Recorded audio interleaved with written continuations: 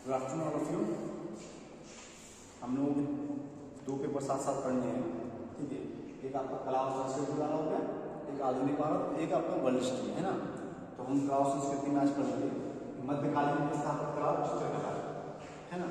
ये आपका शुरू हो चुका था मध्यकाल से, मतलब 13वीं शताब्दी से, और आपका पूरा चलता रहा 17वीं शताब्दी के अंत तक, है ना। तो इसमें सबसे महत्वपूर्ण आपका समय पीरियड माना जाता है स्थापत्य कला का, वह होता है मुगल काल, ठीक है। और मुगल काल में स्थापत्य कला भारतीय इंडो इस्लामिक शैली पर आधारित थी और यह अपने चरम स्तर पर पहुंच चुकी थी इस समय काल में, है ना। इंडो इस्लामिक स्थापत्य कला के विकास की एक समृद्ध परंपरा रहेगी और दिल्ली सल्तनत के समय से ही इसकी क्या होती शुरुआत आपको दिखाई पड़ने लगती है। 14वीं शताब्दी से आपका सीमा है थी वह चरम सीमा तक पहुंच जाती है और क्षेत्रीय जो कलाएं हैं उनका भी साथ साथ विकास होता रहता है। लेकिन जैसे कि अगर हम यहाँ से देखना शुरू करें, बाबर, हुमायूं, अकबर, जहांगीर, शाहजहां और है ना, तो जो पीक काल माना जाता है स्थापत्य कला का आपका, वह माना जाता है आपका अकबर और शाहजहां के काल में। यह शाहजहां काल में चरम शीर्ष पर पहुंच जाता है, जिसमें कि आपका आगरा का ताजमहल हो गया, ठीक है, दिल्ली का क्या होता है लाल किला हो गया, दिल्ली जामा मस्जिद हो गई, मोती मस्जिद हो गई, ये सारे काम आपके शाहजहां ने कराए थे, ठीक है। किसी भी काल में कला या स्थापत्य कला के विकास में कई कारकों का प्रभाव पड़ता है, जैसे कि राजनीतिक स्थिरता होनी चाहिए।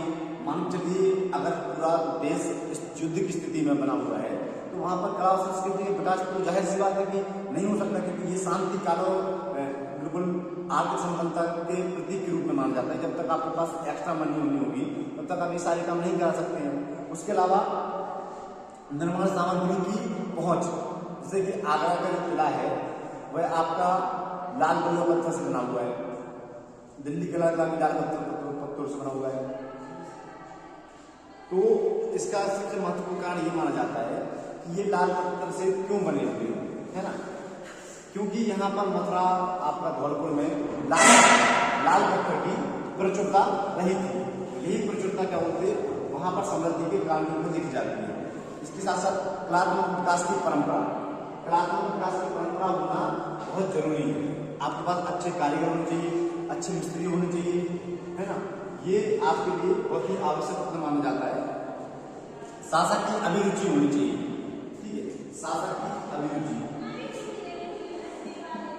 शासक की अभिरुचि।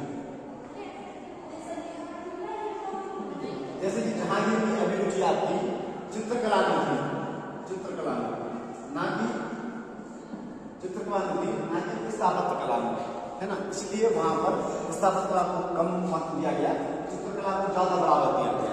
ये आपका जहांगीर कालीन चित्रकला की बात कर रहे हैं।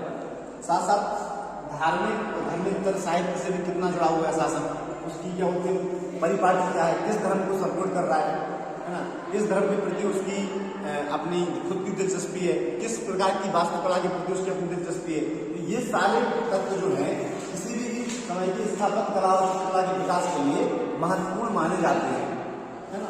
मुगल काल में कलात्मक विकास से संबंधित कुछ परिस्थितियां थी जो काफी हद तक वहां की संस्कृति विकास के लिए महत्वपूर्ण थी। सपोज करिए जैसे कि बाबर और हुमायूं, ये दोनों ही लगातार युद्ध की स्थिति में रहे या अनस्टेबल शासन रहा, स्थिरता नहीं रही शासन में, इसलिए इन लोगों ने कलात्मक विकास उतना ज्यादा नहीं कर पाया। लेकिन अकबर ने एक लंबे समय तक भारत पर शासन किया, इसलिए अकबर ने विभिन्न प्रकार की क्या बोलते हैं आपकी स्थापत्य कलाएं और चित्रकला पर गौर किया। जैसे कि उसने बुलंद दरवाजा बनवाया, है ना, आपका क्या बोलते हैं दिल्ली का सॉरी आगरा का लाल किला उसने बनवाया, वहाँ की मस्जिद भी उसने बनवाई। तो ये सारे जो काम हैं ये स्थिरता और आपके आर्थिक संपन्नता के प्रतीक के रूप में होते हैं। तभी क्या बोलते हैं कलात्मक संस्कृति का विकास किया जाता है। ये आप लोगों को समझना जरूरी है।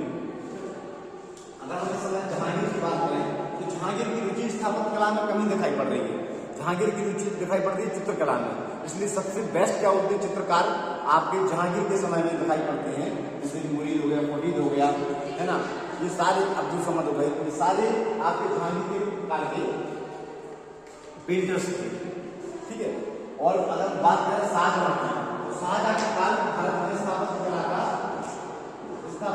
के क्षेत्र में चरम काल माना जाता है, क्योंकि सबसे बेस्ट क्वालिटी का जो क्या होते काम है वह शाहजहां के काम में हुआ और उसने अपनी दिलचस्पी भी दिखाई। जैसे कि सबसे महत्वपूर्ण माना जाता है दुनिया के 7 अजूबों में हमारा ताजमहल, इसके अलावा भी आपका जामा मस्जिद हो गया, दिल्ली का लाल किला हो गया, ये सारे जो आपके स्थापत्य प्रमाण है ये इस समय पर काफी महत्वपूर्ण भूमिका में काम हो रहा था। साथ साथ ऐसा नहीं कि सिर्फ यहीं पर काम हो रहा था, राजपूत रजवाड़े हैं, मराठा हैं, है ना, और पूर्वी क्षेत्र के शासक हैं, सारे अपने अपने कला और संस्कृति विकास में योगदान दे रहे थे।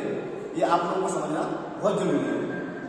ठीक है, तो मैंने आपको बताया कि मध्यकालीन स्थापत्य कला के संदर्भ में अगर शासक की रुचि है, अगर शासन स्थिर है, अगर आर्थिक संपन्नता है, प्रचुर मात्रा में आपका खनिज संसाधन उपलब्ध है, तब जाके ये सारी चीजें काम आती है। और सबसे बड़ी बात है उस समय काल में पेंटिंग क्या, मतलब जो वहाँ की स्थापत्य कला का जो ढांचा है वो क्या है, वहाँ पर काम करने वाले कारीगर कैसे हैं, तो ये सारे तत्व जो है वह आपके किसी भी समय काल में स्थापत्य कला के विकास के लिए महत्वपूर्ण माने जाते हैं।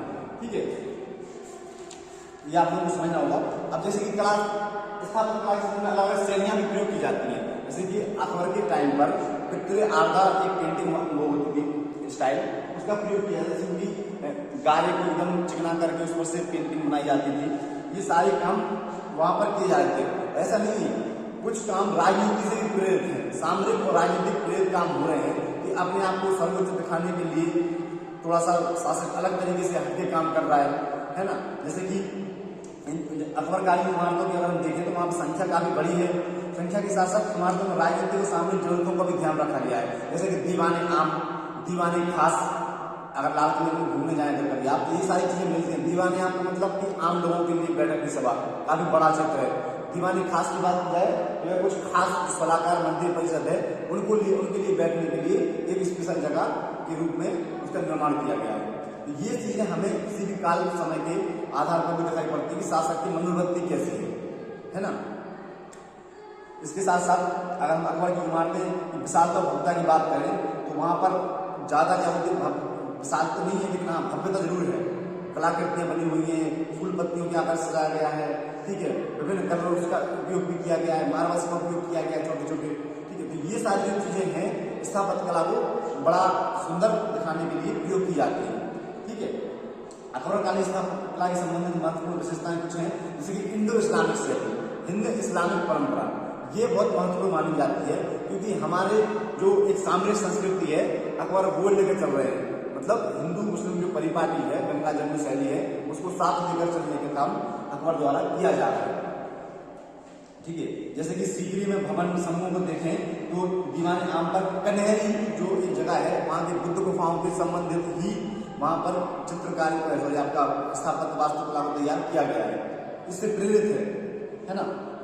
अगर हम पंचमहल पर नालंदा बिहार का एक गुफा देखते हैं, हिंदू स्थापत्य कला का प्रभाव हमें जहांगीर महल पर भी दिखाई पड़ता है। तो ये है कि ऐसा नहीं कि शासक सिर्फ अपनी क्या बोलते मनमानी कर रहा है, शासक उस समय काल की जो स्थापत्य कला है या उस समय काल के जो ट्रेडिशन है, समाज की जो संस्कृति है उसको भी साथ लेकर अपने आप को आगे बढ़ा रहा है। ये हमें स्थापत्य कला में देखने को मिलता है।